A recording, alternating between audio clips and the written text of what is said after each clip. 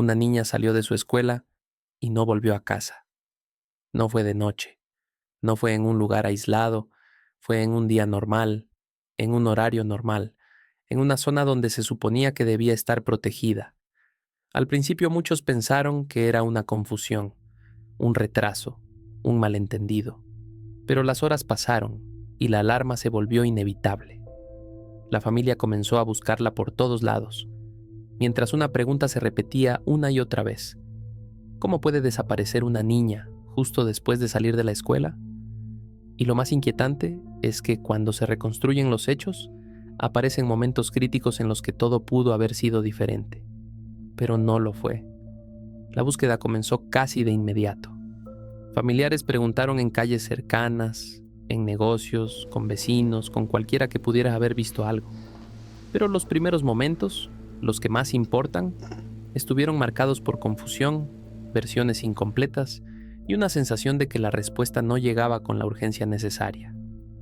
Conforme pasaban las horas, empezaron a circular detalles que aumentaron la preocupación. Horarios que no coincidían, reportes contradictorios y testimonios difíciles de confirmar.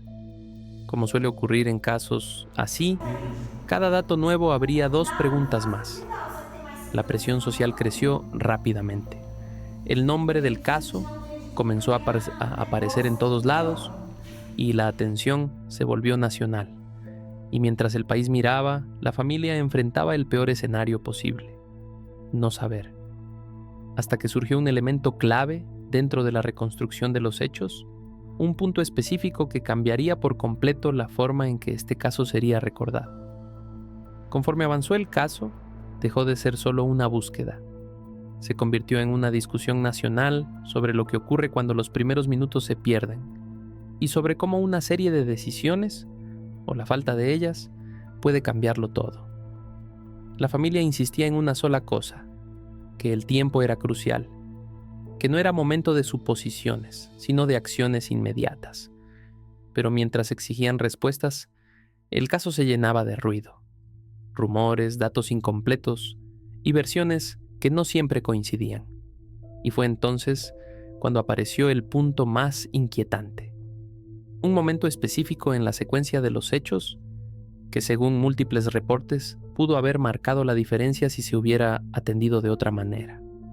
Ese detalle no solo incrementó la indignación pública, también dejó una pregunta incómoda: ¿en qué momento exacto se perdió la oportunidad de evitarlo? En los días siguientes, la investigación se concentró en reconstruir la ruta exacta después de que la niña salió de la escuela. Se revisaron horarios, calles cercanas, testimonios y cualquier detalle que pudiera ubicarla en un punto específico. Pero pronto quedó claro que no se trataba solo de encontrar una pista. El caso comenzó a exhibir fallas en la forma en que se activan los protocolos cuando alguien desaparece. Para la familia, los primeros momentos fueron confusos: llamadas, trámites, vueltas y una sensación de que todo avanzaba más lento de lo que debía. Mientras tanto, la presión pública crecía. El caso se volvió nacional y con cada hora que pasaba aumentaba la sensación de urgencia. Conforme se reunían testimonios, surgían dudas sobre tiempos y decisiones. ¿Quién vio qué, a qué hora y qué se hizo o no se hizo? Cuando todavía existía margen para actuar rápido, y esa reconstrucción se convirtió en el punto de quiebre del caso. Conforme el caso se volvía público, comenzaron a señalarse puntos concretos que generaron indignación. No solo por la tragedia, sino por la idea de que existieron momentos críticos donde la respuesta pudo haber sido más rápida, más clara y más efectiva. La discusión se centró en los protocolos: quién debía actuar primero, qué debía hacerse al reportar una desaparición y cómo se coordinan las instituciones cuando el tiempo es lo único que no se puede recuperar. Mientras tanto, familiares y ciudadanos organizaron búsquedas por su cuenta: volantes, recorridos, llamados en redes sociales y presión constante para que el caso no se enfriara. Cada hora sin información clara era un golpe más a la esperanza. Y en medio de ese ruido, lo único firme era la exigencia de una familia: respuestas. Conforme avanzó la investigación, el caso dejó de ser solo una desaparición.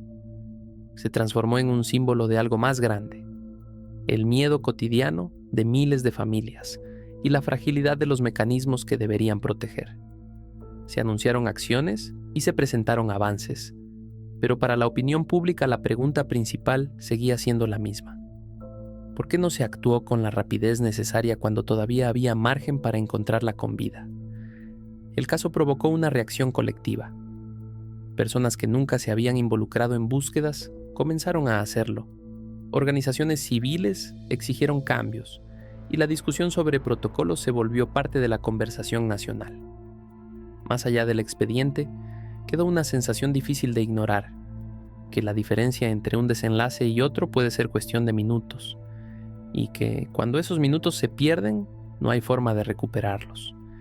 Y aunque el tiempo pase, la pregunta permanece, porque hay historias que no solo duelen por lo que ocurrió, sino por lo que pudo evitarse. Con el paso de los meses, el caso quedó marcado como uno de los episodios más dolorosos y discutidos. Hubo investigaciones, decisiones oficiales y un expediente que avanzó, pero para muchas personas nada de eso fue suficiente para calmar la sensación de falla, porque lo que hizo este caso especialmente inquietante fue el contraste. Un hecho ocurrido en un momento cotidiano, en un trayecto común, y una reacción que para una parte del país no estuvo a la altura de la urgencia. Para la familia, el tiempo se partió en dos, antes y después. Y para miles de madres y padres, el caso se convirtió en un recordatorio de lo frágil que puede ser la seguridad cuando el sistema tarda en reaccionar. Años después, el nombre sigue generando conversación, no solo por el expediente, sino por lo que dejó al descubierto. Que el peligro no siempre se anuncia y que a veces la diferencia está en lo que se hace en los primeros minutos, porque hay historias que no solo se cuentan por lo que ocurrió, se cuentan por lo que pudieron evitar y no evitaron.